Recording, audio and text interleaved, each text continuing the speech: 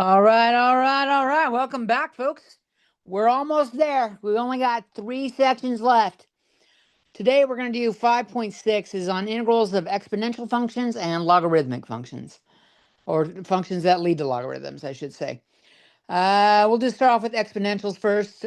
Remember that the derivative of the e to the x is e to the x, and derivative of a to the x is a to the x times the natural log of a.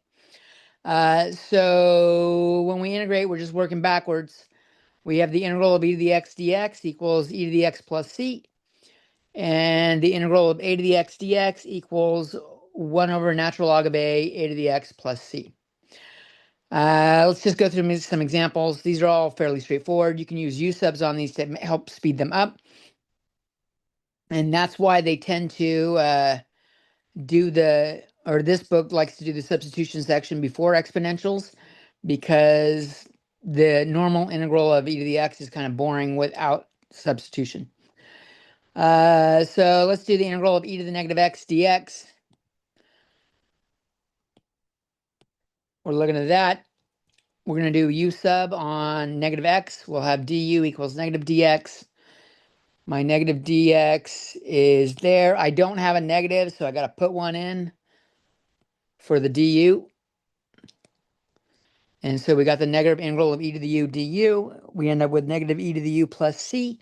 Remember, it ain't about u. So we went back, we saw u was negative x. We're going to sub in negative x. We were using exponentials in the last section. This is just doing a lot more with it in a lot more complicated of a form. We have u equal, on the next one we got 2x cubed e to the x to the fourth dx. So if we do a substitution on x to the fourth power, we can make this so it's a little bit easier to integrate, because we don't have a formula to integrate x and e to the x. And definitely having e to the x to the fourth is really making it unmanageable. You will learn later on methods. If we just had 2x cubed e to the x dx, you will learn methods later on in Calc 2, which show you how to do that, because that's not a substitution-based one. But here, a substitution gets us right to where we want to go. Okay?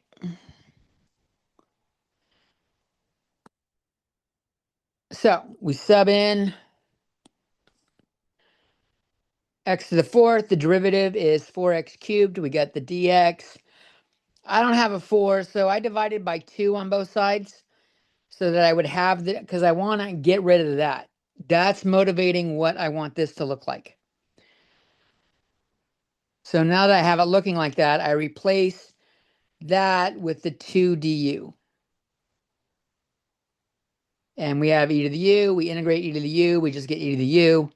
And we didn't start with u, so we don't end with u. We put back in x to the fourth. We got 2e x to the fourth. These are just a bunch of examples doing it. We got e to the x with the square root, 1 minus e to the x in the as the radicand. Let's make the radicand our substitution. So u equals 1 minus e to the x. Du equals negative e to the x. It keeps switching to that. Du equals negative e to the x dx. Move the negative over. So I got the negative du right there. That's eating up those. And I got square root of u. Square root of u is u to the 1/2. We integrate u to the 1/2. We get 2/3 u to the 3/2. We still had a negative out front. We have our constant of integration, add the c. You get 1 minus e to the x to the 3/2 power. Why don't you guys pause the video and try that one real quick?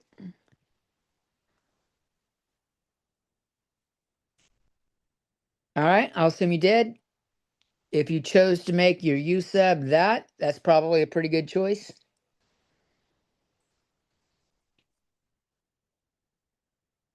U equals 2e to the x plus 1. Du is 2e to the x dx. I didn't have a 2 there, so I wanted to get e to the x dx. I divided 2 by 2 on both sides. I get 1/2 du. That will replace it. Oh, shit. Why does it keep doing that? I don't want to erase. So there's my 1/2 du, and the 2e to the x was cubed. So we got u cubed. U cubed, we up a power, divide by the power. This goes up to 4. We divide by 4. Dividing by 4 is like multiplying by 1/4. 1/2 times 1/4 is 1/8. And we didn't start with u, so we don't end with u. We got 1/8 2e to the x plus 1, all to the 4th power, plus our constant of integration.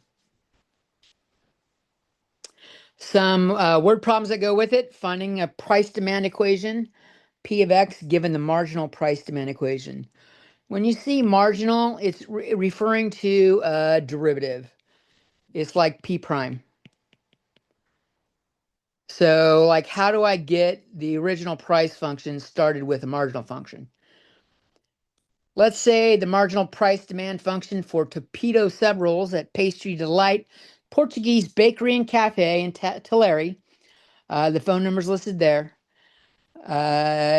When they have a demand for 50 bagels of a half dozen rolls, is $5.50 per bag. And the function it's given by is the P prime of x equals negative 0.03 e to the negative 0.015x, where x equals the number of bags. I was just there yesterday. These torpedo rolls are really good. Had them with some ham today. And in the next slide, in fact, I'll move it up right now, has some nice little, I don't even know what these are called. They're like little coconut mini pies. They're really good. We still got a bunch left. I obviously didn't inhale them all, but let's come back up here to look at this. If they plan on selling 100 bags of a half dozen rolls, what should they set the price at? So we start off with some information here. We have 50 bags, pertinent information. 50 bags is giving us $5.50 a bag. This is pretty pertinent information if you want to have good food, good tasty stuff, and you live in Tulare. It's on the corner of Tulare and La Spina. It's really good, but not important for the problem. That's like an initial condition. Those values right there are like initial conditions. So what we're going to do is we're going to integrate this.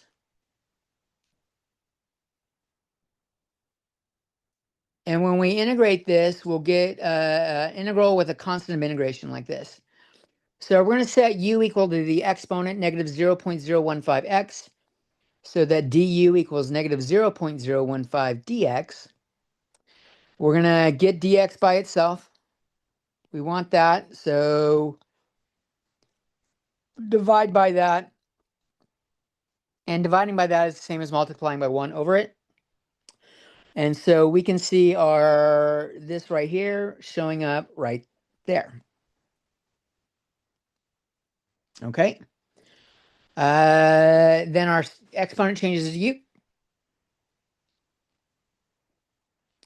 If you do this in the calculator, this is just 2. I could show you by hand how to do it if you want. Actually, it's worth doing. Don't got to go to a calculator for everything. Negative 0.030. I'm going to add an extra 0. Negative 0.015. Move the decimal right 3 times on both of them. So I get negative 30 over negative 15. And that gets you, the negatives cancel and you get positive 2. Okay.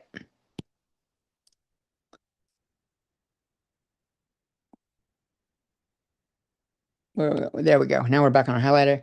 We got 2e to the u. We integrate. We got 2e to the u plus c. And I reverted back to my u.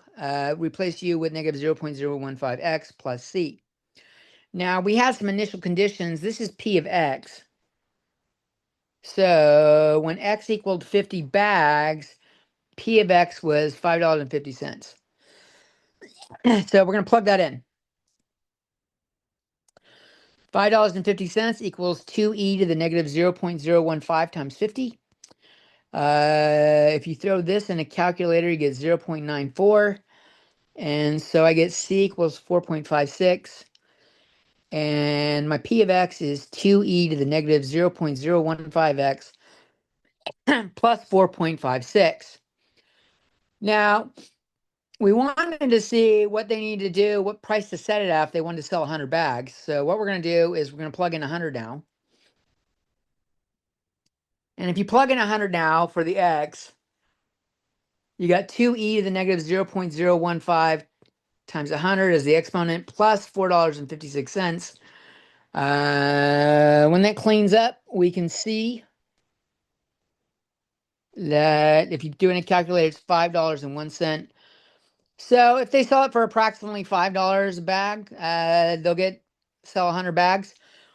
That's assuming that the demand, like the price demand function, actually matches their business. It doesn't. I made the function up, but there are price demand functions like that. You got to generate a lot of data to figure out what it is. And generally, a smaller mom and pop store isn't what you're going with. This bakery is owned by the family of one of my students, Alex, and his girlfriend, Maria, are in my class right now. Shout out to the family. Good food, guys. I'm advertising for you. I hope you don't mind the cussing in the video. All right. So that's what they should sell it at if that was the function. I don't know how many bags of torpedo rolls they make. I just sliced one of these up today, put some ham on it. It was fucking delicious. Good roll. These are awesomely delicious. Sweet, really sweet, super sweet. This was a coconut flavor. They had other flavors. The language, what it was described as was all in Portuguese, but the young lady working the counter was very quick to ask me if I had any questions, if I wanted anything explained to me, what I needed or what I wanted, what I was looking at. And I asked about this. The word looked kind of like coconut, and it looked kind of like coconut. And I said, what is that? She said that those are coconut. And I like, good. That's what I thought it was. My family loves coconut. All right. That'll be it for this video. Next video, we'll do definite integrals. Peace.